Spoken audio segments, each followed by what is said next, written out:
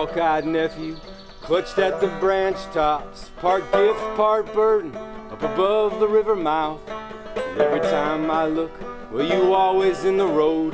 There ain't nothing behind you, just a thin line in the snow.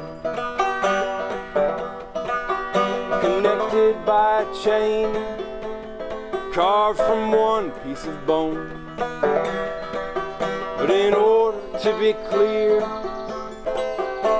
water must run. I felt like there just aren't enough spaces in community where they're being held by community and where people are being invited to come outside and be together and to have art and music and storytelling and people's talents and skills shared collectively, sort of like collective sense making. So we do these once a month, and 1 week before Wilder Buffalo we put out a pin. There's a group ride led from Perennial Cycle each time that you can join, or you can use the pin to ride your bike by yourself, walk, take public transit, drive your car. And we gather for about an hour, and there's usually 2 guests. It sounds an echo in my soul. How can I keep from singing? To me, it's like a show for the earth. The earth is hearing us and enjoying us.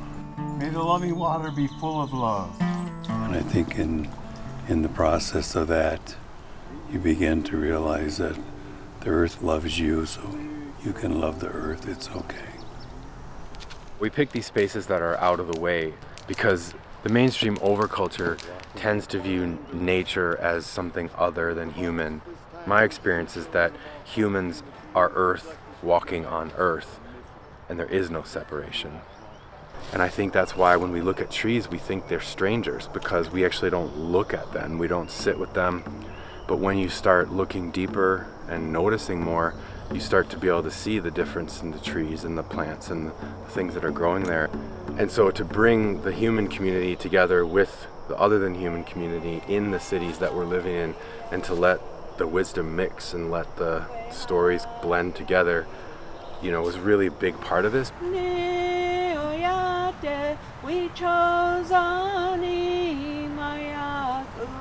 It automatically heals you, and that you begin to realize how fabulous the natural world is, and getting out into it, and you start to realize that you're a part of that natural world.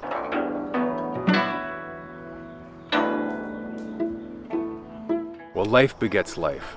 So out here, that's what's happening, and when you bring people to these spaces, then they get to experience that life begets life, and they get a different invitation also to how we hold space, or how the people who we invite to join us, the guest artists, hold space.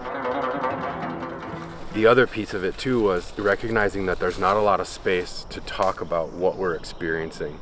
So we wanted to have a space where people could come together and talk about their feelings and what they're experiencing in a real way, using the circle practice. Unholy is the dirty damn silence of knowing and not ever changing. By gathering together in a circle, like you're not trying to figure out the answer, you're trying to hear all the stories. She talked of animals and our links to the tortoise and to the coyote and to Opeechee. That's why Wilder Buffalo is an elsewhere space, because it's undetermined and it's always changing. Within a circle, with no We're really interested in being okay with not knowing and leading with the things that we know to be true, which is that we're all here connected and we're all here living together on this place with a lot of potential for dreaming and imagining something else. We hope that people will reestablish or establish a relationship with the earth, create the love and the need to work with it, because it's going to take a lot of work and action and effort to make the world a better place. It's not going to just happen. So getting people out into the world and having the world see that there is people that care about it, see humans doing good. Relationship is the repair. Today I choose Today I choose love. love.